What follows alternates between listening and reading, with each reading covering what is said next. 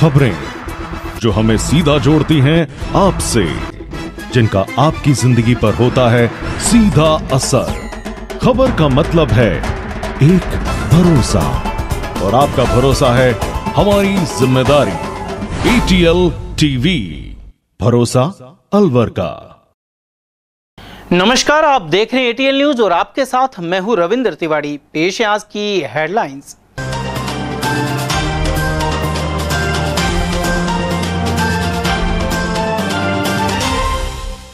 No entry की धज्जियां उड़ाकर हो रही है भारी और ओवरलोड वाहनों की एंट्री।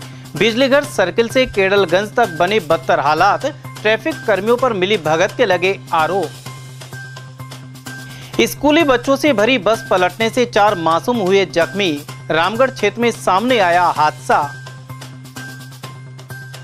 ईस्टर्न कैनाल को लेकर आभार सभा में बड़ौदा में आएंगे सीएम भजनलाल, 24 फरवरी को होगा आयोजन।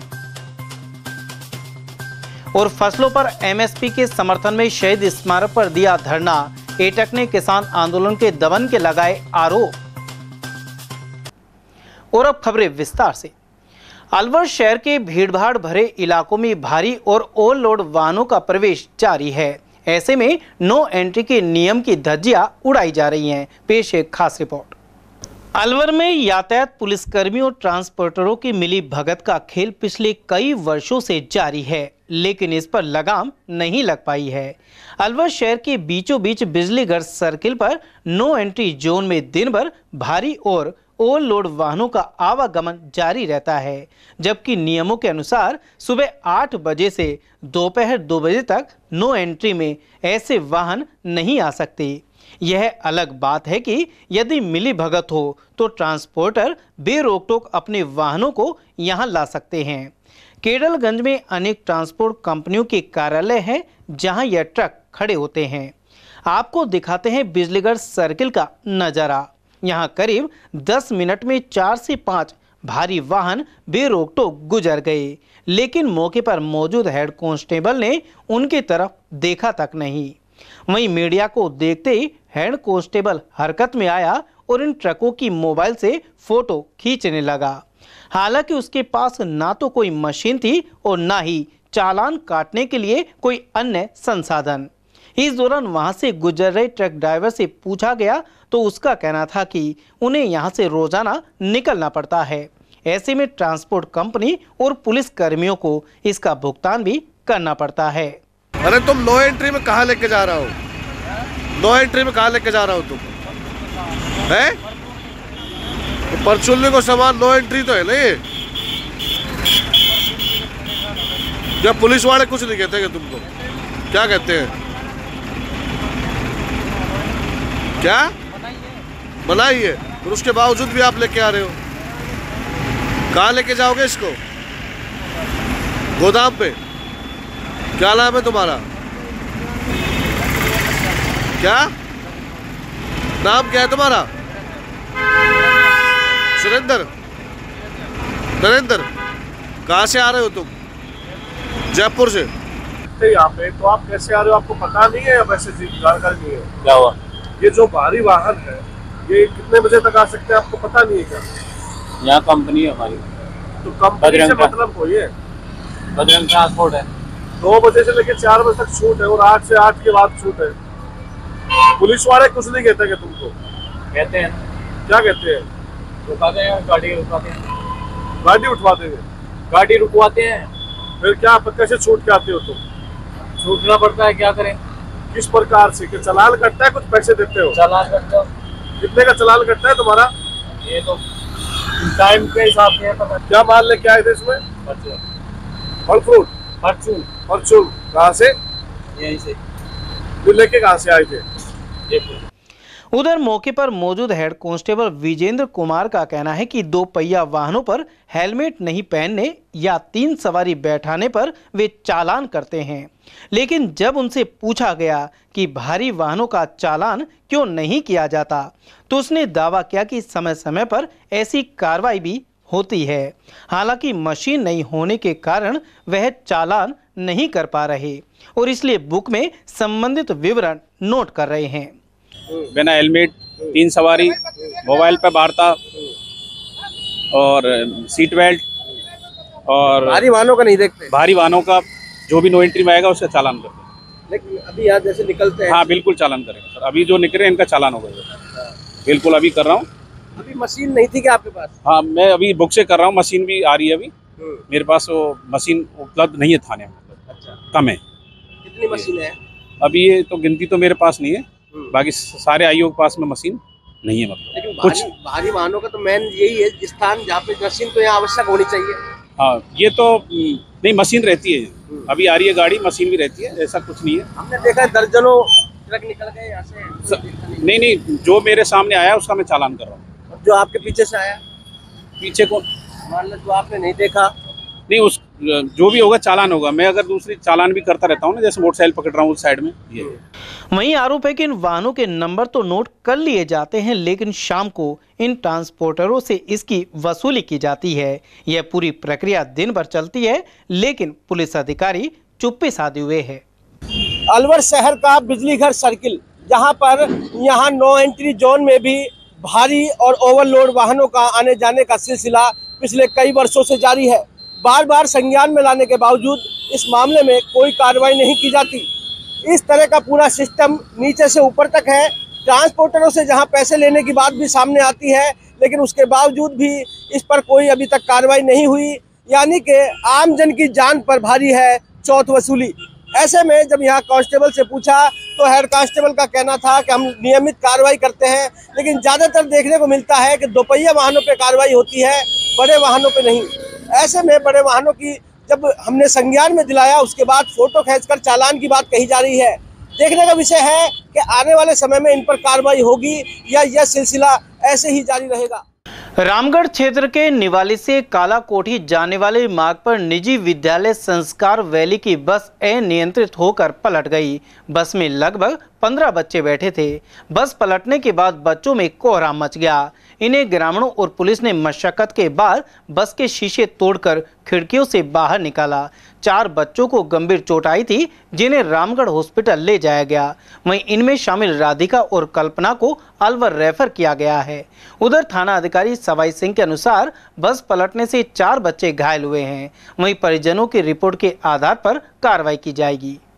गौरतलब है कि निजी विद्यालय संचालक बच्चों की फीस के नाम पर मोटी राशि वसूलते हैं, लेकिन अनेक संचालक 20 साल पुरानी खटारा बसों को स्कूलों में लगा लेते हैं और बच्चों की जिंदगी के साथ खिलवाड़ करते हैं। ये बस संस्कार स्कूल की बस थी, जो करीब 15 बच्चे थे। 4 बच्चे यहाँ रामगढ़ हॉस्पिटल आए थे, 2 को तो बाद उपचार छूट गई थी, 2 की हल्की चोटें आई, उनको अलवर रेफर कर दिया। सर कहाँ की घटना है और कितने बजे की है? ये जो गांव है या यादव नगर के पास घुमाव है, उस जगह पर सुबह 8:35 के लगभग की सूचना थी। तो सर अब कैसी स्थिति है? ना कोई नॉर्मल सामान्य स्थिति है। कोई रिपोर्ट वगैरह अभी तक आई? रिपोर्ट अभी परिजन आ रहे हैं, जैसी रिपोर्ट प्राप्त हुई कार्रवाई की जाएगी। राजस्थान के मुख्यमंत्री भजनलाल शर्मा 24 फरवरी को अलवर जिले के बड़दौ में आएंगे। कस्बे के लक्ष्मणगढ़ रोड पर सुबह 11 बजे मुख्यमंत्री की धन्यवाद सभा का आयोजन किया जाएगा। गृह राज्य मंत्री जवाहर सिंह और लोकसभा प्रभारी मंत्री सुरेश रावत ने बताया कि पूर्वी राजस्थान नहर परियोजना का श्री गणेश मुख्यमंत्री भजनलाल शर्मा के प्रयासों से हुआ है।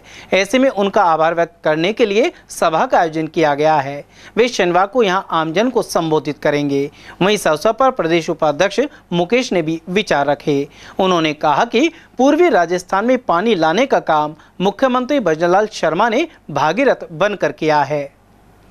उधर इस अवसर पर पूर्व मंत्री हिम सिंह भड़ाना, पूर्व विधायक जयराम जाटव और रामहित यादव, जिला अध्यक्ष अशोक गुप्ता सहित देशराज वर्मा और रोशन लाल आदि मौजूद रहे।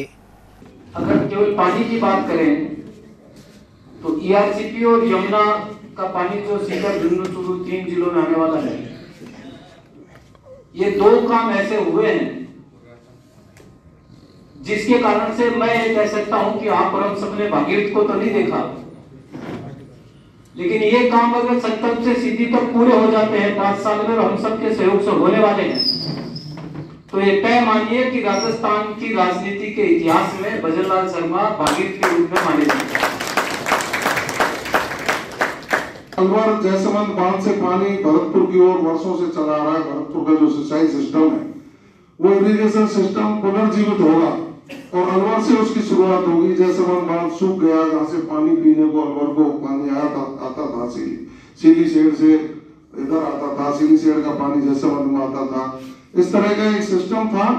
अब उसको पुनर्भरण करने का जो काम किया जाएगा, हमारी हजारों वर्ष की नींव रखी जा रही है। ऐसे समय पर भारतीय जनता पार्टी का व्यक्ति यदि सुस्ती दिखा गया तो ये जनता आपको माफ नहीं करेगी। वो कहेगी कि भागीरथ, आधुनिक भागीरथ हमारे यहाँ आए और उनका स्वागत सम्मान करने में हमसे कहीं चूक रह गई तो आपकी आत्मा भी आपको कचोटेंगी। निश्चित रूप से मुझे पता है, जब भी अलवर के लोगों ने कोई काम हाथ में लिया है तो उसको पूरी ताकत और दमदारी के साथ पूरा करने का काम किया है। सभी फसलों पर एमएसपी लागू करने सहित अन्य मांगों को लेकर जहां दिल्ली बॉर्डर पर आंदोलन जारी है, वहीं इन किसानों पर अत्याचार के आरोप लगाते हुए शुक्रवार को कंपनी बाग स्थित शहीद स्मारक पर धरना दिया गया। इस अवसर पर अखिल भारतीय ट्रेड यूनियन एटक के पदाधिकारी और कार्यकर्ताओं की उपस्थिति रही। यहाँ केंद्र एवं हरियाणा की भाजपा सरकार के खिलाफ नारेबाजी के साथ प्रदर्शन हुआ।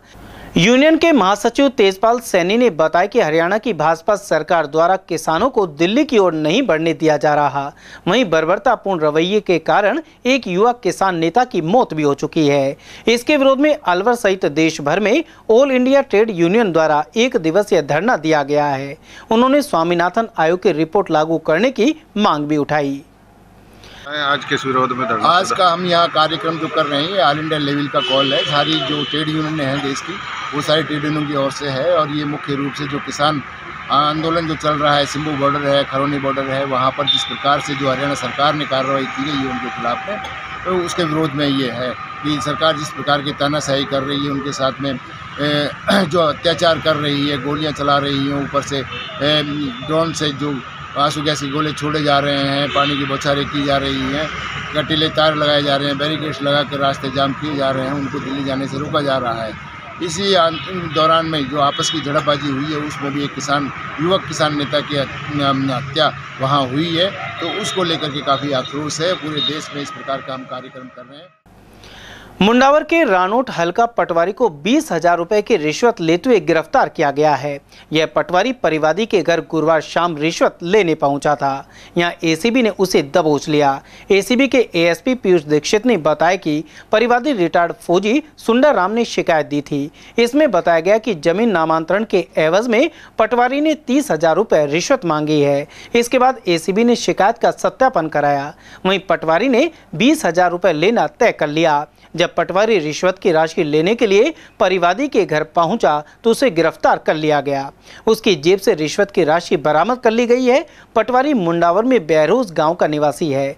जानकारी के अनुसार परिवादी अपनी पत्नी के नाम 4 बिस्वा जमीन का नामांतरण करवाना चाह रहा था। कल दोपहर में हमारे से परिवादी सुंदराम ने ऑफिस में मेरे समक्ष उपस्थित होकर एक लिखित शिकायत करी कि उनकी पत्नी के नाम 4 बिस्वा भूमि का नामांतरण कराए जाने के लिए हल्का पटवारी रानोट तहसील मुंडावर श्री मनोज कुमार द्वारा 30,000 रुपए रिश्वत की मांग की जा रही है। हमने कल शाम को इसके डिमांड का वेरिफिकेशन कराया। हमारे परिवादी की रिक्वेस्ट पर उसने 30,000 से कम करके 20,000 रुपए की डिमांड करी। आज उनको पैसे देने के लिए बुलाया था। हमने अपना ट्रैप प्ले किया और हल्का पटवारी रानोट श्री मनोज कुमार को 20,000 रुपए परिवादी से मांगकर प्राप्त करने के पश्चात रंगे हाथों हमने पकड़ा है और कार्रवाई जारी है। नौगावा निवासी 4 साल की बच्ची गर्म सब्जी से झुलस गई। उसे सामान्य चिकित्सालय में भर्ती कराया गया है। जानकारी के अनुसार शिंबू दयाल शर्मा की 4 साल की पुत्री तन्नी घर पर खेल रही थी। इसी दौरान उसकी मां ने चूल्हे से सब्जी उतारकर नीचे रख दी। बालिका खेलते हुए सब्जी के बर्तन पर जा गिरी। चिकित्सक के अनुसार बालिका 40% झुलसी है। खाना बनाते समय सब्जी बना रही थी उसकी माँ, और वो पास में खेल रही थी। ये सब्जी उतार के चूल्हे पे से नीचे रखी और उसपे बच्चे खेलते हुए उस पे जाके बैठे। इस प्रकार वो लगभग कितने बजे की घटना है? शाम को 5 साढ़े 5 बजे के आसपास की घटना है। इसकी माँ वहीं पे मौजूद थी, तो उसी ने सब्जी में से उठाया, उसको पानी वगैरह डाल के उसको शांत किया। मोबाइल फोन खोने पर जब पड़ोसी से इस बारे में पूछा गया तो उसने खफा होकर पीड़ित की पिटाई कर डाली। यह घटना एनएबी थाना क्षेत्र की है। यहाँ के निवासी राजू सैनी ने बताया कि उसका स्मार्टफोन खो गया था। पूछताछ के लिए वह पड़ोसी भूपेंद्र के घर गया कि क्या उसका मोबाइल उन्हें मिला है। ऐसे में पड़ोसियों ने मान लिया कि उनके ऊपर चोरी का आरोप लगाया जा रहा है। इसके बाद 3 लोगों ने राजू को घेरकर पत्थर से वार करना शुरू कर दिया। घायल का राजीव गांधी सामान्य चिकित्सालय में उपचार चल रहा है। और साहब वहाँ पर मेरे पीछे मारने के हमला किया था, उन्होंने जानलेवा हमला किया मेरे ऊपर। मैं मेरे घर से निकल करके नहीं दूध की थैली लेने के लिए गया था कि चाय बनाने के लिए दूध लिया था हूँ मैं। और तो दूध लेके मैं निकला, जैसे घर वहाँ से दुकान से लौटा तो साहब मेरे पीछे से बिल्कुल हमला किया हुआ। मतलब कोई बात नहीं, कोई चीत नहीं थी। पहले मेरा फ़ोन गिरा था तो फ़ोन का उनके घर पूछने का जरूर गया था। प्रेम से, आराम से, खूब प्रेम से बात हुई कि भाई मेरा फ़ोन गिरा है तो मिल का तो आप दे दो, नहीं तो कोई दिक्कत नहीं। कब गिरा था? उसी दिन गिरा था साहब। मिल गया था? हाँ, पूछने गए थे तो पूछा तो साहब उन्होंने मना कर दिया, बिल्कुल ही मना कर दिया। तो कोई बात नहीं भाई, नहीं मिला। शाम को मारपीट करने वाले, शाम को मारपीट करने के लिए शाम को 8 साढ़े 8 बजे की बात है सर। 8:30 बजे मैं दुकान पे दूध लेने गया तो धोखा से पीछा से मेरे पीछे उन्होंने दोनों वो भाई थे। और उनका नाम था साहब, एक का छोटू है, एक का दीपक है, और एक उनकी माँ भी साथ थी। क्या नाम है उसका? माँ का नाम का ध्यान नहीं है। एक लड़कों का नाम का पता है। उन्होंने साहब एक पत्थर हाथ में था, इतना मोटा हाथ में, और उसको हाथ में लेकर के नहीं ऐसे दिया मेरे छाती में डुक, और मुंह पे दिया है। मुंह और नाक से ब्लीडिंग चला है बुरी तरीका से। कहाँ चोट आई आपको? छाती में चोट है, और सर मुंह पे है, नाक पे है, और सर ये बगल में साइड में भी है।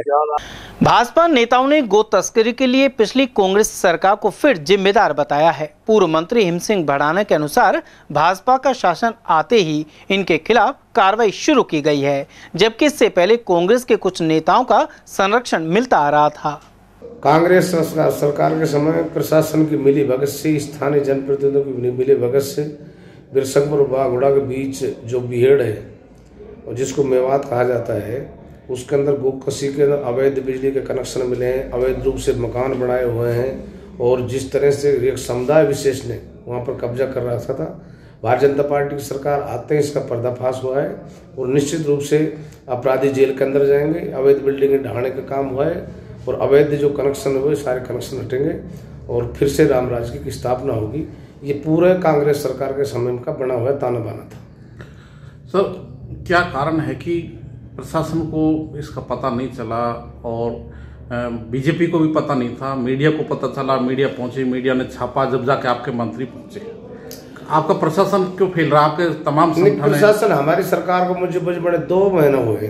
तो 2 महीने से तो पता चलना चाहिए था ना। पता चला तभी तो पर्दाफाश हो। तो पिछले 4 साल से चल रहा था। मकान बने हुए थे, बिजली के कनेक्शन थे, वहाँ पर पानी के हौजे बने हुए हैं, टैंक बने हुए हैं। मुझको तो पल पल का पता है, चूंकि मैं वहाँ से प्रधान भी रहा हूँ उसी पंचायत समिति से, और वो सारी जानकारी है कि हमारे समय में ऐसा नहीं हुआ था। तब उनको कनेक्शन तो वसुंधरा जी की सरकार में दे दिए थे, जैसे जानकारी नहीं, कांग्रेस सरकार में सारे कनेक्शन। सर, भारत में सबसे ज़्यादा गाय का मांस निर्यात किया जाता है, पिछले 10 साल से मोदी जी की सरकार है। तो क्या कारण है कि गाय के जो मांस है उसका जो निर्यात नहीं रुक पा रहा है? बहुत नंबर 1 है पूरे वर्ल्ड में। ये राष्ट्रीय स्तर के मुद्दों की जानकारी तो आपको होगी, मेरे को तो इतना है नहीं कि मांस गया है नहीं गया, किसका गया किसका नहीं। इस पर मैं ज़्यादा लंबी बहस नहीं करूँगा, लेकिन इतना जरूर कि हिंदुत्व की भावना के अनुसार कहीं भी गोकसी होती है, गो तस्करी होती है, उसके खिलाफ है। और जो भी इसमें जहाँ भी अवैध बूचड़ खाने हैं, यूपी की तर्ज पर राजस्थान में बंद किए जाएंगे।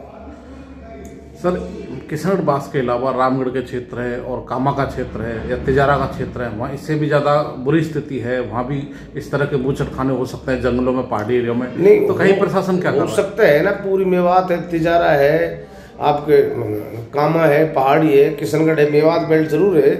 लेकिन जहाँ जहाँ इस तरह की जब भी समय पर खबर मिलती है कि गो तस्करी हो रही, तो भी निश्चित रूप से हिंदुवादी संगठन भारतीय जनता पार्टी के कार्यकर्ता जाकर के इनको बंद कराने का काम कर रहे हैं। उधर पूर्व विधायक जयराम जाटव ने कहा है कि किशनगढ़ क्षेत्र में गोवंश की मंडी लगाना दुर्भाग्यपूर्ण है। इन सभी को कांग्रेस सरकार के दौरान कुछ नेताओं और अधिकारियों का संरक्षण प्राप्त था, लेकिन अब किसी को बख्शा नहीं जाएगा। गांव में जो लोग रहते हैं, जो एक विशेष समुदाय के लोग हैं, उनको कांग्रेस का प्रोटेक्शन था। पिछली 3 महीने पहले जो कांग्रेस की गवर्नमेंट थी, उनको ये सह मिल गई थी कि आप कितनी ज़मीन जोत लो, सरकारी ज़मीन पे कोई आपको वहाँ के जो तहसीलदार, पटवारी, कानूगो, वहाँ के SHO, वो सबकी मिली भगती और उनको सपोर्ट मिलता था। कहता तो तुम्हारा कोई बिगाड़ने वाला नहीं। वहाँ तो हजारों गाय काटी गई। 5 साल में वो जो मंडी लगाई गई है, मांस मंडी, वो तो कांग्रेस की मंडी थी। लेकिन अब राज बदल गया, आपके प्रशासन को पता नहीं चला और मीडिया के उजागर होने के बाद मंत्री जी पहुंचे हैं, बीजेपी के नेता प्रशासन पहुंच रहा है, तो 3 महीने से आपकी गवर्नमेंट क्या कर रही है? राज बदला है जब भी पता चला है, नहीं पहले तो पता ही नहीं चलता। राज बदला जब भी पता चला है, मीडिया को तो भेजा गया, अगर जाकर जांच कराई है भाई, जाकर के वो कुछ डिटेल में जो लेके आएंगे, जो एक्सपर्ट जो लोग हैं मीडिया वाले, वो जो लेके आए उनको सुराग मिली है, हम लोगों ने बताया उनको जब गए। सर, गांव वालों को कहना है, स्थानीय लोगों का, हमने पूर्व विधायक रामेत यादव को कई बार कहा है कि इस तरह के काम हो रहे हैं, लेकिन उन्होंने कोई एक्शन नहीं लिया और उन्होंने इसको रुकवाने का कोई खास प्रयास नहीं किया। वैसे मुझे पता नहीं है कि रामेत ने क्या कहा और रामेत के संबंध में मैं क्या कहूँ, और तो रामेत जाने। लेकिन ये जरूर है कि वहाँ जो गो तस्करी हुई है वो कांग्रेस की वजह से हुई, कांग्रेस गवर्नमेंट ने कराई गई थी। और अब हमने जो एक्सपर्ट लोगों को भेज करके उसकी जानकारी कराई है, तभी राज खुला है। और राज खुला है, मंत्री जी बाद में गए, हम लोग पहले जाकर पूरी डिटेल में हमने बताया है आकर। सर, इसके अलावा और भी कैसे पॉइंट हैं जो जिस तरह की बीफ मंडी चल रही है, रामगढ़ है, विशेषकर कामा क्षेत्र है, क्योंकि ये पूरा मेवा क्षेत्र हरियाणा से लगता है और यहाँ से गायों की तस्करी हरियाणा की जाती है, बॉर्डर पर पहाड़ी एरिया में इस तरह के रूंदों या जंगलों में करके, और मंडी में गाय काटकर उनका निर्यात किया जाता है मांस। दरअसल में व्यापार में छूट मिल रही थी इनको गो तस्करी के मामले में। आज उनको पता चल गया गौ तस्करी अब हो नहीं पाएगी, शक्ति होगी, कांग्रेस बदल गई। भाजपा के लोगों ने ये बात मुद्दा पहले उठाते नहीं। ये तो सच्चाई तो ये है कि गौ तस्कर जो है, तस्करी जो करते हैं, वो तस्कर भी इतने बदमाश से गोले चलाते हैं। पहले तो बहन था ही नहीं, खुलेआम बिकती थी, खुलेआम गाड़ी जाती थी, लेकिन गवर्नमेंट ने अपने रोका है। और मैं सरकार को भी धन्यवाद दूंगा, सभी हमारे कार्यकर्ताओं को, भाजपा के लोगों को धन्यवाद दूंगा कि उजागर किया इस मामले को, इसमें मुलजिम बनाए। इसमें एक आपका जो पटवारी निलंबित हुआ है, कानून। भाजपा के वरिष्ठ नेता और पूर्व मंत्री हिम सिंह भड़ाना ने जयपुर ग्रामीण लोकसभा क्षेत्र से टिकट की दावेदारी जताई है। भड़ाना काफी कम अंतर से थानागाजी से विधानसभा चुनाव हार गए थे। उन्होंने कहा कि यदि मौका मिला तो वे जीत कर दिखाएंगे। उन्होंने बताया कि इस बार एनडीए की सरकार फिर से बनेगी और भाजपा 400 पार का नारा कामयाब होगा। पूर्व कैबिनेट मंत्री भड़ाना ने केंद्र में मोदी सरकार के कार्यों सहित ईस्टर्न कैनाल योजना पर अमल का जिक्र करते हुए प्रदेश की सभी 25 सीटों पर जीत की बात भी कही। भारतीय जनता पार्टी का कार्यकर्ता होने के नाते आवेदन करना और अपनी उम्मीदवार जताना ये मेरा कर्तव्य है। आगे भारतीय जनता पार्टी जिसको भी चाहेगी, जैसा भी जाएगी, सर्वे के मान पे, उनके मापदंडों के अनुसार, पार्टी निष्ठा के अनुसार जिसको भारतीय जनता पार्टी उम्मीदवार बनाएगी उसका हम साथ रहेंगे। पार्टी ने अगर आपको टिकट दिया तो सीट निकालने में कामयाब रहेंगे? निश्चित रूप से भारतीय जनता पार्टी ने मुझको अवसर दे है तो निश्चित रूप से बहुत अच्छे मतों से टिकट निकालूंगी। ये मैं पूरे भारतीय जनता पार्टी परिवार को भरोसा दिलाता हूँ। और निश्चित रूप से मोदी जी के नेतृत्व में 2014 में हुए, 2019 में और 2024 में 400, अब की बार 400 पार का जो आंकड़ा है, मोदी जी का नारा है, वो सार्थक होगा और प्रचंड बहुमत से केंद्र में भारतीय जनता पार्टी की सरकार बनेगी। और इस तरह राजस्थान में भारतीय जनता पार्टी की, केंद्र में डबल इंजन की सरकार पूरे देश को गति देने का काम करेगी। तो जिस तरह से मोदी सरकार की गारंटियां है, योजना है, और यहाँ राजस्थान सरकार भी काम कर रही है, इन दोनों सरकारों का जो काम है जन कल्याणकारी, जनता के हित में, क्या उसका फायदा बीजेपी के प्रत्याशी को मिलेगा? क्या मिलेगा तो कितना मिलेगा? बीजेपी के क्या प्रत्याशी हाँ जो चुनाव लड़ेंगे उनको सरकार की योजनाओं का लाभ मिलेगा? नहीं, सरकार की योजनाओं का लाभ राजस्थान को मिल रहा है और भारत को मिल रहा है। विकसित भारत संकल्प यात्रा माने मोदी जी की, हर दिन हर घर पर, हर महिलाओं को सशक्तिकरण करना, ये सारे काम को देखते हुए भारतीय जनता पार्टी के कार्यकर्ता को मिलेगा इस साथ में प्रचंड बहुमत से मोदी जी की केंद्र में तीसरी बार सरकार बनेगी। राजस्थान में 25 लोकसभा क्षेत्र है कि 25 के 25 प्रत्याशियों को सरकार की योजनाओं का लाभ मिलेगा चुनाव के दौरान। 25 की 25 सीट जीतेंगे, 25 की 25 सीट भारतीय जनता पार्टी की होंगी, मोदी जी के पक्ष में जाएंगी और मोदी जी 400 पार का आंकड़ा है, वो पूरे भारतवर्ष में 400 लोकसभा सीटें जीतेगी भारतीय जनता पार्टी। किशनगढ़ थाना पुलिस ने बीफ मंडी मामले में गुरुवार को 4 और आरोपियों को गिरफ्तार किया है। पुलिस इस प्रकरण में अब तक 13 आरोपियों को गिरफ्तार कर चुकी है। एसपी अनिल बेनीवाल ने बताया कि बिरसंगपुर और मिर्जापुर गांव के बियड़ों में गोकशी करने और बीफ मंडी चलाने के 4 आरोपी पकड़े गए हैं। इनमें असलम, खालिद, फकरू और मोरमल शामिल हैं। धोबी समाज के राष्ट्रीय संत श्री गाडगे महाराज की 148वीं जयंती धूमधाम के साथ मनाएगी। अलवर में ईटाराणा क्षेत्र स्थित श्री संत गाडगे नगर के धोबी छात्रावास परिसर में यह आयोजन संपन्न हुआ। इस दौरान श्री संत गाडगे रजक वेलफेयर सोसाइटी के सदस्य और समाज के प्रतिनिधि मौजूद रहे। इस दौरान संत गाडगे एवं बाबा साहब अम्बेडकर की जीवनी पर प्रकाश डाला गया। साथ ही वक्ताओं ने समाज में शिक्षा का स्तर उन्नत करने पर जोर दिया। श्री संत गाडगे महाराज की 148वीं जयंती को धोबी छात्रावास परिसर में बड़े धूमधाम से मनाया गया। संस्थान की कार्यकारिणी के सारे सदस्य लगभग मौजूद रहे एवं समाज बंधु यहाँ मौजूद रहे। बाबा साहब की जो प्रेरणा थी उसको लेकर आज अध्यक्ष महोदया एवं सभी हमारे संस्थान कार्यकर्ताओं ने अपने अपने विचार प्रकट किए।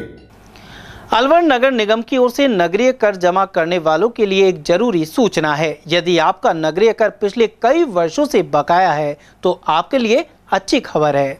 वर्तमान में 31 मार्च तक नगरीय विकास जमा करने वालों को पेनल्टी और ब्याज में 100% छूट दी गई है, जबकि हाउस टैक्स में मूलधन राशि में से भी 50% की छूट के साथ ब्याज और पेनल्टी में 100% छूट मिलेगी। नगर निगम के राजस्व अधिकारी युवराज मीणा ने बताया कि नगरीय कर और हाउस टैक्स के अलावा होर्डिंग के लिए भी नगर निगम एक बार फिर से ई ऑक्शन की तैयारी कर रहा है। वहीं निजी संस्थानों पर लगे होर्डिंग्स का भी सर्वे करने के बाद प्राइवेट कंपनी को इसका ठेका दिया जाएगा। राज्य सरकार द्वारा बकाया नगर विकास कर वालों को एक अवसर देते हुए अभी 31 मार्च 2024 तक जो अभियान की जो छूटें थी वो यथावत रखी गई। उसमें नगरीय विकास कर बकाया जमा कराने वालों को पेनल्टी और ब्याज में 100% छूट मिलेगी, एक मुश्त जमा कराने पर। हाउस टैक्स अगर आप एक मुश्त जमा कराते पुराना बकाया तो मूल टैक्स में 50% छूट मिलेगी और ब्याज पेनल्टी में 100% छूट है। तो इसके लिए कब तक जमा करा सकते हैं? आप 31 मार्च 2024 तक फाइनेंशियल ईयर है, तब तक आप जमा करा सकते हैं। नेक्स्ट ईयर में फिर वो उसके अगले साल का कर निर्धारण किया जाएगा। उसके बाद अगर कोई कराता है तो छूट आगे बढ़ाई जा सकती है। राज्य सरकार समय समय पर अवसर देती है, छूट देके जो बकायेदार है उनको मौका दिया जाता है समय समय पर कि आप पैसा जमा कराएं और ब्याज पेनल्टी में छूट। अलवर सेंट्रल जेल के करीब 125 कर्मचारियों और अधिकारियों में से 45 से ज्यादा का ट्रांसफर कर दिया गया है। यह पहला मौका है जब जेल में एक साथ इतने ट्रांसफर किए गए हैं। इसमें अधीक्षक, जेलर, डिप्टी जेलर, प्रहरी और मुख्य प्रहरी सहित अन्य स्टाफ शामिल है। सेंट्रल जेल के अधीक्षक का जिम्मा अब शिवेंद्र शर्मा को दिया गया है। वे जयपुर से अलवर आएंगे। वहीं अलवर के जेल अधीक्षक प्रदीप लखावत को अलवर से जोधपुर भेजा गया है। इसके अलावा उप अधीक्षक मुक्ति यदुवंशी का अलवर से दौसा तबादला किया गया है। जेलर सुमेर सिंह को जयपुर, मुकेश कुमार मीणा को अलवर से भरतपुर और राजेश मीणा को दौसा लगा दिया। इस तरह अलवर जेल के मुख्य 5 अधिकारियों के तबादले कर दिए गए हैं। हालांकि उनकी जगह 2 ही अधिकारी लगाए गए हैं। ट्रांसफर लिस्ट में कई अन्य नाम शामिल हैं। इसके अलावा करीब 25 से ज्यादा प्रहरियों को अलवर से जयपुर भेजा गया है। शिक्षा विभाग द्वारा उमरेड ब्लॉक के कक्षा 6 से 10 तक के लेवल 2 के शिक्षकों का प्रशिक्षण शिविर यशवंत स्कूल में लग रहा है। यहां लेवल 2 के 200 शिक्षकों को विद्यालय आधारित आकलन में नई शिक्षा नीति के तहत किए गए नवाचार बताए जा रहे हैं। संदर्भित शिक्षक रविंद्र यादव ने बताया कि कैंप 24 फरवरी तक चलेगा। इस दौरान इन शिक्षकों को विषय संबंधित मूल्यांकन पद्धति, स्कूल मैनेजमेंट और लाइब्रेरी की व्यवस्था आदि विषयों के बारे में प्रशिक्षित किया जाएगा। सर, ये कक्षा 6 से 10 में अध्ययन कराने वाले जो L2 टीचर्स हैं उनका ये 5 दिवसीय प्रशिक्षण है जो कि गैर आवासीय है, जो 20 फरवरी से शुरू हुआ था, 24 फरवरी तक ये चलेगा। आज इसका चौथा दिन है। इस प्रशिक्षण का मूल उद्देश्य नवाचारी शिक्षण को नई शिक्षा नीति 2020 को ध्यान में रखते हुए शिक्षकों को अध्यापन कार्यों के लिए निपुण करने के लिए ये प्रशिक्षण आयोजित किया जा रहा है। अब तक क्या क्या सिखाया गया है सर? इसमें सर सब्जेक्ट आधारित जो मूल्यांकन पद्धति वो सिखाई गई है। इनको ब्लूप्रिंट वगैरह बनाना, लाइब्रेरी के कार्य काम सिखाना, उसके अलावा इनको विद्यालय का मैनेजमेंट और जो भी कालांश व्यवस्थाओं के बारे में समुचित जानकारी दी गई है। अलवर के कालाकुआ रामकिशन कॉलोनी स्थित श्री वेंकटेश बालाजी दिव्य धाम का 8वां ब्रह्मोत्सव शुक्रवार से शुरू हो गया। इस अवसर पर सुबह भगवान वेंकटेश का विभिन्न फलों के रस एवं पंचामृत से अभिषेक हुआ। वेंकटेश बालाजी धाम के अध्यक्ष स्वामी सुदर्शनाचार्य महाराज ने बताया कि अलवर में 8 वर्ष पूर्व कलयुग के प्रत्यक्ष देवता भगवान वेंकटेश बालाजी की प्रतिमा प्राण प्रतिष्ठा हुई थी। इसी उपलक्ष्य में 8वां ब्रह्म महोत्सव मनाया जा रहा है। ब्रह्मोत्सव के दूसरे दिन शनिवार को भगवान वेंकटेश बालाजी भव्य रथ पर विराजमान होकर नगर भ्रमण के लिए रवाना होंगे और शोभा यात्रा निकाली जाएगी। साथ ही शनिवार से मंदिर प्रांगण में भागवत कथा का आयोजन किया जाएगा। भगवान वेंकटेश का अलवर की धरा पर 8 वर्ष पूर्व आगमन हुआ, प्राण प्रतिष्ठा हुई, इसलिए अष्टम ब्रह्मोत्सव इसको वार्षिक उत्सव के रूप में मनाया जा रहा है, जो आज से प्रारंभ हो रहा है। आज प्रातःकाल पुण्याह वाचन, भगवान का विविध फलों के रस से, पंचामृत से अभिषेक, अग्नि स्थापना और गरुण स्तंभ की स्थापना की गई है। और वहीं अलवर के मनुमार्ग से श्री लक्ष्मी नारायण मंदिर में 55वां स्थापना दिवस 26 से 28 फरवरी तक मनाया जाएगा। मंदिर के पुजारी पंडित राजेंद्र शर्मा ने बताया कि 26 फरवरी को मंगलाचरण एवं निशान पूजा से कार्यक्रम की शुरुआत होगी। वहीं 28 फरवरी को सुबह 7 से 9 बजे तक सुंदरकांड के पाठ होंगे। इसके बाद भगवान लक्ष्मी नारायण का अभिषेक होगा और पुरुष सूक्त एवं श्री सूक्त के पाठ किए जाएंगे। वहीं हवन यज्ञ, तुलसी पूजा अर्चना, भजन कीर्तन और महाआरती के साथ ही प्रसाद वितरण होगा। 3 दिवसीय कार्यक्रम के दौरान मंदिर को रंग बिरंगी लाइट्स एवं फूल मालाओं से सजाया जाएगा। सर, भगवान श्री लक्ष्मी नारायण मंदिर का 55वां स्थापना दिवस 28 फरवरी को हर वर्ष मनाया जाता है। अभी 26 तारीख से और 26 तारीख से और 28 तारीख का 3 दिवसीय कार्यक्रम श्रद्धा और भक्ति के साथ मनाया जाएगा। और भगवान को 26 को मंगलाचरण निशान पूजा के साथ ये पाठोत्सव का आगाज प्रारंभ हो जाएगा। 28 तारीख को भगवान का सुबह 6-7 बजे से सुंदरकांड, 9 बजे भगवान का अभिषेक, 10 बजे हवन और 12 बजे श्रृंगार आदि से और भजन सत्संग आदि, भगवान की रंगोली बनाई जाएगी, भगवान का मंगलाचरण होगा, श्री सूत्र के पाठ होंगे, भगवान का श्वेत वस्त्र धारण करके अभिषेक हुआ गया। ये अभिषेक भगवान का साल भर में एक बार किया जाता है और भगवान पूरे सफ़ेद वस्त्र से और अनेक षोडशोपध्यायों से भगवान नारायण का श्रद्धा और भक्ति के साथ 55वां उत्सव मनाया जाएगा। आप सभी से प्रार्थना है ये 3 दिवसीय कार्यक्रम में पधार कर भगवान नारायण के उत्सव का श्रद्धा और भक्ति के साथ आनंद प्राप्त करें, लाभ प्राप्त करें। भगवान नारायण सबकी मनोकामना पूरी करें। जय श्री लक्ष्मी नारायण भगवान। समाचार में वक्त तो चला एक छोटे से अल्प विराम का। आप बने रहिए ATL टीवी के साथ। हीरे, सोने, चांदी के जेवरातों के विक्रेता दुर्गा प्रसाद सुनील दत्त ज्वेलर्स, बजाजा बाजार, Alwar.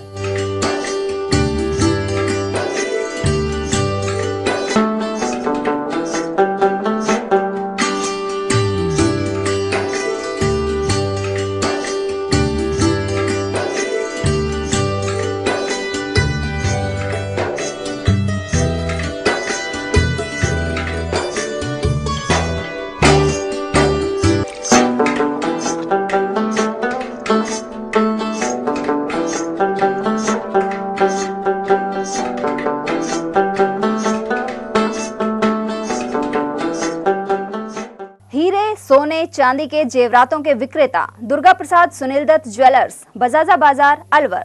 Phone number 0144233853 and 2338663। Furniture का 32 साल पुराना जाना माना नाम राहुल डेकोर। यहाँ आपकी लाडली बिटिया के लिए अथवा अपने घर के लिए सभी प्रकार का सागवान का फर्नीचर उपलब्ध है।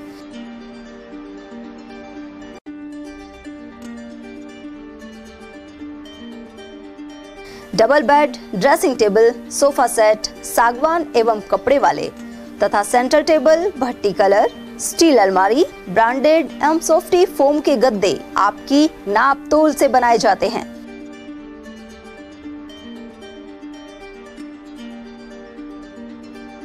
सभी सामान एक ही छत के नीचे उपलब्ध। हमारा पता है अलवर बोर्ड, जसवंत तिराहे से पहले, Kati Ghati, Alwar. Contact number 9414019769 and 9414019768। 27वां अखिल भारतीय सैनी समाज सामूहिक विवाह समारोह दिनांक 12 मार्च 2024 फुलेरा दोस्त को प्याज मंडी, नई सब्जी मंडी, अग्रसेन सर्किल के पास परिसर में आयोजित किया जाएगा। इस बार सामूहिक विवाह समारोह में समाज की महिलाओं एवं बालिकाओं को अधिक से अधिक भागीदारी सुनिश्चित करने हेतु 10 मार्च 2024 रविवार को रंगोली प्रतियोगिता प्रातः 10 से 12 बजे, मेहंदी प्रतियोगिता दोपहर 12:30 बजे से 2 बजे तक, डांस प्रतियोगिता 2:30 बजे से 5 बजे तक प्याज मंडी, नई सब्जी मंडी अग्रसेन सर्किल के पास अलवर पर आयोजित होगी, जिसमें तीनों प्रतियोगियों में प्रथम पुरस्कार जूसर मिक्सी, द्वितीय पुरस्कार प्रेशर कुकर 5 लीटर, तृतीय पुरस्कार इलेक्ट्रिकल हैंड ब्लेंडर छाछ दूध काम में आने वाला मिलेगा। प्रतियोगिता में भाग लेने वाली सभी महिलाओं एवं बालिकाओं को सांत्वना पुरस्कार भी प्रदान किए जाएंगे। पंजीकरण की अंतिम तिथि 5 मार्च 2024 निश्चित की गई है। अधिक जानकारी हेतु Shambhu Dayal and company A3 नई सब्जी मंडी अलवर से संपर्क करें। Mobile number 9983300657। सैनी समाज सत्संग भवन काशीराम के चौराहे के पास अलवर, प्रत्येक रविवार दोपहर 12 से 4 बजे तक। ब्रेक के बाद पुनः आपका स्वागत है।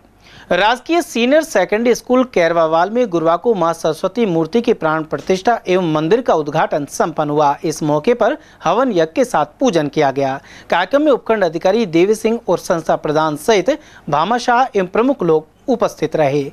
एसडीएम ने हवन में आहुतियां दी। वहीं विद्यार्थियों ने माता सरस्वती की वंदना कर ज्ञान वृद्धि के लिए प्रार्थना की। भामाशाह रमेश चंद्र गुर्जर और बद्री राम की ओर से इस कार्य में सहयोग किया गया है। मालाखेड़ा से जोड़ने वाली मेगा हाईवे संपर्क सड़क ग्राम हल्दीना के पास निर्माणाधीन है। यहां आगे बनी हुई सड़क क्षतिग्रस्त है एवं हनुमान जी के मंदिर के पास गहरे गड्ढे मौजूद हैं। इसके अलावा रूपा रेल नदी के पास बनी हुई पुलिया भी कई जगह से क्षतिग्रस्त है। इस सड़क मार्ग से उद्योग नगर, खेड़ली, मदनपुरी और गुजुकी सहित अन्य गाँवों के बाशिंदों का आना जाना लगा रहता है। ऐसे में क्षेत्र के लोगों ने सड़क और पुलिया मरम्मत करवाने की मांग उठाई है। हल्दीना स्थित राजकीय बालिका सीनियर सेकेंडरी स्कूल में एसडीएम देवी सिंह ने हल्दीना में आकस्मिक निरीक्षण किया। इस दौरान उन्होंने मिड डे मील की व्यवस्था को देखा, साथ ही प्रत्येक कक्षा में जाकर शिक्षण का स्तर जांचने के लिए विद्यार्थियों से सवाल भी किए। एसडीएम ने बताया कि विद्यालय परिसर में साफ सफाई और पेयजल को लेकर निर्देश दिए गए हैं। साथ ही शैक्षणिक स्तर पर उन्होंने संतोष जताया। और वहीं हल्दीना पंचायत मुख्यालय स्थित प्राथमिक स्वास्थ्य केंद्र पर आकस्मिक निरीक्षण करने उपखंड अधिकारी देवी सिंह पहुंचे। यह सरकारी अस्पताल फिलहाल उधार के भवन में संचालित है। यहां 4 दीवारी नहीं है और अन्य संसाधनों की भी कमी है। प्राथमिक स्वास्थ्य केंद्र का नया भवन करीब 2.25 लाख रुपए की लागत से बना हुआ है, लेकिन अभी तक इसे अधिग्रहित नहीं किया गया है। वहीं स्थानीय चिकित्सक के अनुसार स्वास्थ्य केंद्र की दीवार में दरारें भी आ रही हैं। यहां कार्य गुणवत्तापूर्ण नहीं है और पूर्ण रूप से सुरक्षित भवन होने पर ही इसका अधिग्रहण किया जाएगा। उधर एसडीएम ने बताया कि पूरी रिपोर्ट खंड मुख्य चिकित्सा अधिकारी को भेजी जाएगी। रैनी में हट्टी गोपाल जी के मंदिर से विश्वकर्मा जयंती की शोभा यात्रा बैंड बाजों के साथ निकाली गई। जांगड़ ब्राह्मण सामूहिक विवाह एवं विकास समिति और मंदिर निर्माण समिति ने यह आयोजन किया। शोभा यात्रा में भगवान विश्वकर्मा, गणेश जी, शंकर पार्वती और राम दरबार सहित अनेक झांकियां सजाई गई। प्रमुख मार्गों से होते हुए शोभा यात्रा वापस मंदिर में पहुंची। इससे पूर्व आचार्य अशोक शर्मा द्वारा रामायण पाठ का आयोजन किया गया। इसके समापन पर पूजा अर्चना एवं हवन यज्ञ मंदिर के पुजारी पंडित रमेश चंद्र शर्मा के सानिध्य में संपन्न हुआ। कार्यक्रम के मुख्य अतिथि सालोली सरपंच राम सिंह मीणा रहे, जबकि अध्यक्षता जांगड़ समाज अध्यक्ष विशाम जांगड़ द्वारा की गई। अंत में कोषाध्यक्ष सुभाष चंद्र जांगड़ ने आभार व्यक्त किया। पर्यावरण एवं गो संवर्धन मंच की कार्यकारिणी की बैठक अकबरपुर स्थित हनुमान जी की बावड़ी पर आयोजित हुई। इस दौरान गो संरक्षण सहित कई मुद्दों पर चर्चा की गई। वहीं गाय के दूध और अन्य उत्पादों के बारे में बताया गया। साथ ही गोमूत्र और गोबर से धूप बत्ती एवं अन्य प्रोडक्ट की जानकारी दी गई। इस दौरान क्षितिज माथुर, नवीन कुमार, पंडित नाथुराम शास्त्री और अनिल धानका आदि उपस्थित रहे। पहले जो शब्द था गो संरक्षण, उस गो संरक्षण में हमने थोड़ा सा वो किया है सुधार, हम उसमें कुछ चेंज करना चाह रहे हैं। और उस हम कहते हैं संरक्षण हटाओ, संरक्षण तो बहुत लोग कर रहे हैं, संवर्धन करो। और ऐसा संवर्धन करो कि उस संवर्धन से हमारे जितने भी किसान भाई हैं, जितने भी हम लोग जो गौपालक हैं, उनको कहीं ना कहीं से कुछ आर्थिक लाभ भी दिखे। अब आर्थिक लाभ मैं तो नहीं दे सकता, क्योंकि मैं अकेला तो समाज के अंदर हुई नहीं। मैं अगर आज कह दूँ आप ये सब चीज़ें बनाओ, तो आप तो कह दो भैया खरीदो सारी चीज़ें हमसे। सही बात। अब पूरे अलवर के अंदर कितनी गाय हैं, कितनी गायों का गोबर है, गोबर से बने उत्पाद, और हम 6 लोग मिलकर तो नहीं खरीद सकते। अब हमें 2 जगह लड़ाई लड़नी। एक तो गौपालकों से को समझाना है कि भैया आप गौपालन करो, और गाय जब तक चाहे दूध दे या नहीं दे उसको खूंटी पे बांधो। और साथ में अपने एक समाज को भी, जो शहर के अंदर है, उसको भी समझाना है। और सारी ये सरकार के ऊपर निर्भर नहीं रहती है, हम सब मिलकर के इस क्षेत्र में कार्य करें जब होगा।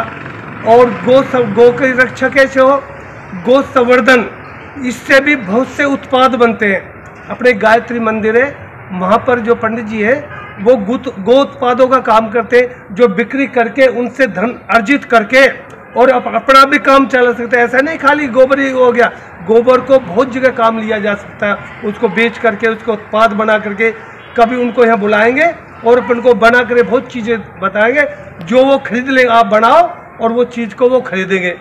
सरिस्का की वादियों में स्थित गरवाजी महाराज के स्थान पर शिवरात्रि को भरने वाले मेले की तैयारी जोर शोर से जारी है। इस मौके पर कुश्ती दंगल का आयोजन भी होगा। यहां 8 मार्च को विशाल मेला भरेगा। श्रद्धालु गरवाजी धार्मिक स्थल पर हनुमान जी महाराज के मंदिर में पूजा अर्चना कर मन्नतें मांगते हैं। क्षेत्रीय सरपंच ने बताया कि कुश्ती दंगल में राजस्थान, हरियाणा और उत्तर प्रदेश से पहलवान आएंगे।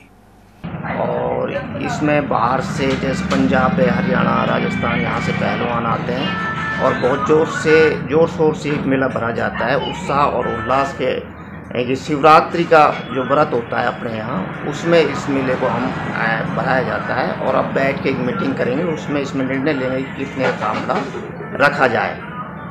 और बहुत दूर से श्रद्धालु यहाँ आते जाते रहते हैं। क्या मान्यता है अपने गरवाजी महाराज? गरवाजी महाराज में एक हनुमान जी का मंदिर है और इसकी मान्यता है कि यहाँ जो भी श्रद्धालु अपनी मन्नत लेके आता है उसकी पूरी की जाती है।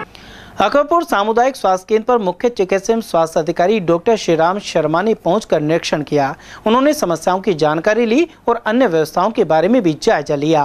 यहां एक दिन पहले एसडीएम ने भी निरीक्षण किया था। इस दौरान डॉक्टरों की कमी, जनरेटर एवं अन्य समस्याएं सामने आई थी। उधर सीएमएचओ ने बताया कि जनरेटर दुरुस्त करवाया जाएगा। साथ ही स्टाफ की कमी दूर करने के लिए सरकार को पत्र भेजा जाएगा। मरीजों की जांच और भर्ती की व्यवस्था बहुत अच्छी है। आसपास गांव के 3 मरीज भी भर्ती थे। अल्लाहपुर गांव है और अकबरपुर के है मरीज, उनको बुखार ठंड लगी हुई थी तो उनको भर्ती कर रखा। जांच भी सही है उनकी। भाजपा किसान मोर्चा के नवनियुक्त प्रदेश महामंत्री ओपी यादव अलवर ग्रामीण के परसा का बास गांव पहुंचे। उन्होंने यहां ग्राम परिक्रमा यात्रा कार्यक्रम में भाग लिया। साथ ही किसानों की समस्याएं सुनकर मौके पर ही संबंधित अधिकारियों को निर्देश प्रदान किए। वहीं सभी किसानों को नमो ऐप डाउनलोड करवाया गया। इस मौके पर प्रदेश महामंत्री का साफा पहनाकर स्वागत किया गया। यहाँ पूर्व जिला महामंत्री संजय छावड़ी के निर्देशन में ट्रैक्टर पूजन कार्यक्रम आयोजित हुआ। वहीं उत्कृष्ट किसान के रूप में मान सिंह पटेल को सम्मानित किया गया। इस मौके पर ओम प्रकाश शर्मा, योगेंद्र चौधरी, मनोज लाल शर्मा, सुरेंद्र यादव, फूल सिंह गुर्जर और रणदीप सिंह लकी आदि मौजूद रहे। वहीं से पूर्व भाजपा किसान मोर्चा अलवर दक्षिण की ओर से मालवीय नगर चौराहे पर साफा पहनाकर सम्मान किया गया। साथ ही बालाजी महाराज के दर्शन किए गए। परसागवास ग्राम क्षेत्र के जो किसान थे, सबसे बड़ी जो समस्या थी वो थी बिजली की समस्या। तो बिजली की समस्या संबंधित आला अधिकारियों के पास में फ़ोन किया गया और उनसे हाथों हाथ समस्या का निस्तारण करने के लिए कहा गया। और ओपी यादव जी को सभी गाँव वालों ने बहुत बहुत धन्यवाद किया। और साथ ही में पूर्व जो भाजपा के जो किसान मोर्चा के जो जिला महामंत्री हैं संजय छावड़ी जी, उनके यहाँ ट्रैक्टर पूजन भी किया गया। और इसमें संबंधित जैसे हल्का पूजन है या मंदिर में जाकर के पूजन करने का भी एक जो प्रायोजित कार्यक्रम है। और यह जो किसान मोर्चा है, भाजपा किसान मोर्चा गांव-गांव और शहर-शहर, प्रदेश स्तर पर, देश स्तर पर जा करके सभी जगह किसानों की समस्याओं को सुन करके और हाथों हाथ समस्याओं का निराकरण करने के लिए यह एक मुहिम चलाई जा रही है, जो कि आदरणीय प्रधानमंत्री जी हमारे नरेंद्र मोदी जी के सानिध्य में ये सारे कार्यक्रम किसान मोर्चा के द्वारा हो रहे हैं। और साथ ही साथ सभी समस्याओं का निराकरण किया जा रहा है। कठूमर कस्बे के जीआईएस और अरावली साइंस क्लासेज ने वार्षिक कार्यक्रम एवं प्रतिभा सम्मान समारोह आयोजित किया। इस दौरान छात्र छात्राओं ने सांस्कृतिक एवं देशभक्ति से ओतप्रोत प्रस्तुति देकर उपस्थित लोगों का मन मोह लिया।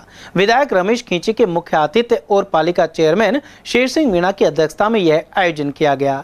निदेशक रमेश चौधरी और मनोज चौधरी के अनुसार यहाँ गायत्री परिवार के प्रतिनिधि श्याम सुंदर शर्मा और भूमिदत्त शर्मा ने 11 कुंडीय हवन करवाया। उधर 40 विद्यार्थियों का अभिनंदन किया गया। इस मौके पर तहसीलदार आर.के. यादव, थानेदार संजय शर्मा, भाजपा मंडल अध्यक्ष सुनील बजाज, निदेशक सुभाष शर्मा और महेंद्र शर्मा आदि उपस्थित रहे। खैरतल स्थित आनंद नगर कॉलोनी में झूलेलाल मंदिर के पास 3 फेज बोरिंग का शुभारंभ हुआ। यहां पानी की समस्या को दूर करने के लिए नगर परिषद ने प्रोजेक्ट मंजूर किया था। अब आनंद नगर कॉलोनी 40 फुटा रोड और शमशान घाट रोड आदि इलाकों में पानी की समस्या से निजात मिल सकेगी। इस बोरिंग का उद्घाटन सभापति हरीश रोगा सहित धर्मेंद्र यादव, सुमित रोगा, संजय जाटव, हरविंदर यादव और कालू मंगलानी आदि की मौजूदगी में संपन्न हुआ। खैरतल थाना पुलिस ने हत्या के आरोपी दिनेश गोयल को गिरफ्तार कर लिया है। थाना अधिकारी प्रवीण कुमार ने बताया कि 18 फरवरी को यहां गुप्ता नर्सिंग होम के पास एक मृतक का शव पड़े होने की सूचना मिली थी। इसके बाद पुलिस ने शव को राजकीय सैटेलाइट अस्पताल पहुंचाया। मृतक की पहचान पटनिया मोहल्ला निवासी धर्मेंद्र जाटव के रूप में हुई थी। परिजनों की रिपोर्ट के बाद पुलिस ने गहन जाँच की। इसके बाद हत्या के आरोप में गोपाल दास कॉलोनी निवासी दिनेश गोयल को पकड़ लिया गया है। किशनगढ़ बास के रुंद गिदावड़ा में बीफ मंडी और गोकशी का मामला सामने आने के बाद से माहौल गरमाया हुआ है। साथ ही कांग्रेस और भाजपा नेता परस्पर आरोप लगा रहे हैं। यहां ब्लॉक कांग्रेस कमेटी संदीप पाटिल के नेतृत्व में कांग्रेसियों ने तोप सर्किल पर पूर्व विधायक रामेश सिंह यादव एवं मुख्यमंत्री भजन लाल का पुतला फूंक कर नारेबाजी की। साथ ही पूर्व विधायक यादव द्वारा विधायक खैरिया पर व्यर्थ आरोप लगाने की बात कही। इसके बाद दीपचंद खैरिया के नेतृत्व में खैरतल तिजारा जिला कलेक्टर अर्तिका शुक्ला को राज्यपाल के नाम ज्ञापन सौंपा गया। वहीं प्रकरण की जांच एसआईटी से कराने की मांग उठाई गई। वहीं ज्ञापन में आरोप लगाया कि कुछ स्थानीय भाजपा नेता क्षेत्र के कांग्रेस कार्यकर्ताओं को नाजायज रूप से परेशान करने के साथ ही झूठे मुकदमों में फंसाने का प्रयास कर रहे हैं। वहीं जिला कलेक्टर ने विधायक को जांच निष्पक्ष ढंग से करवाने का भरोसा दिलाया है।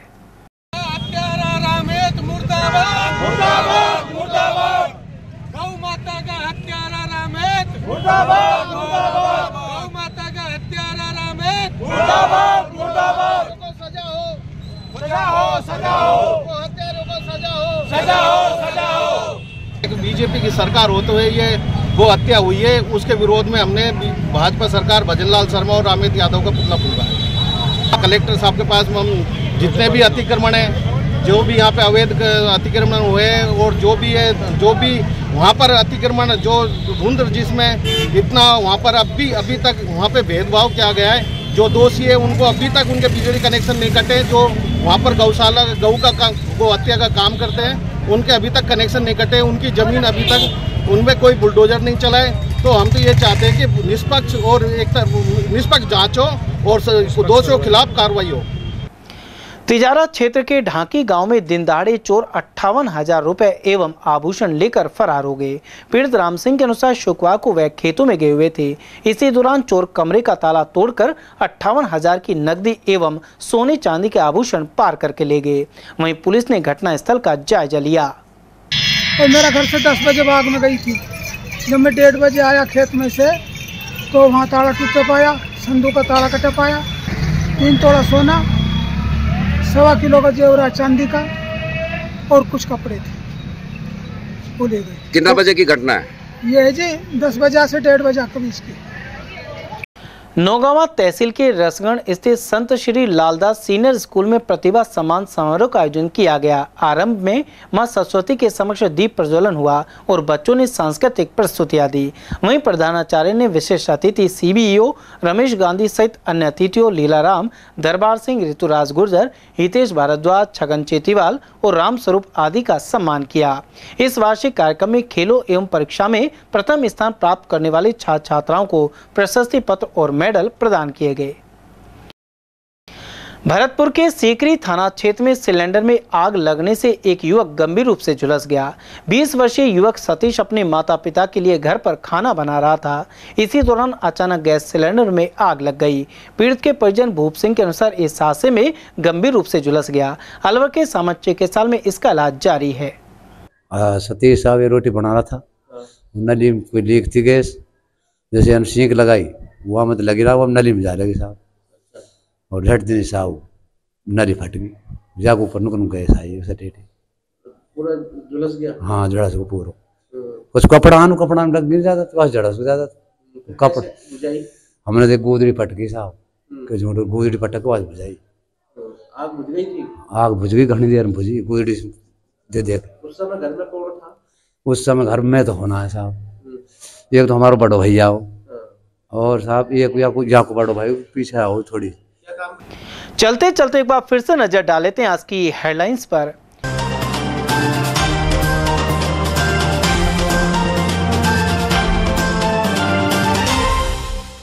नो एंट्री की धज्जियां उड़ाकर हो रही है भारी और ओवरलोड वाहनों की एंट्री। बिजलीघर सर्किल से केडलगंज तक बने बदतर हालात, ट्रैफिक कर्मियों पर मिली भगत के लगे आरोप। स्कूली बच्चों से भरी बस पलटने से 4 मासूम हुए जख्मी। रामगढ़ क्षेत्र में सामने आया हादसा।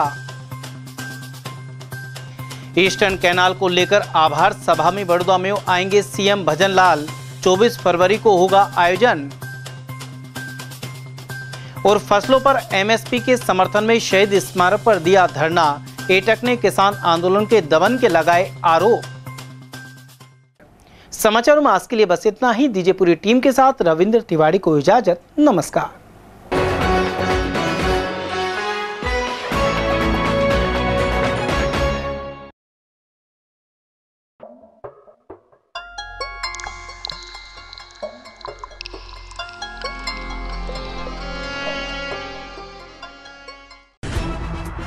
खबरें जो हमें सीधा जोड़ती हैं आपसे, जिनका आपकी जिंदगी पर होता है सीधा असर।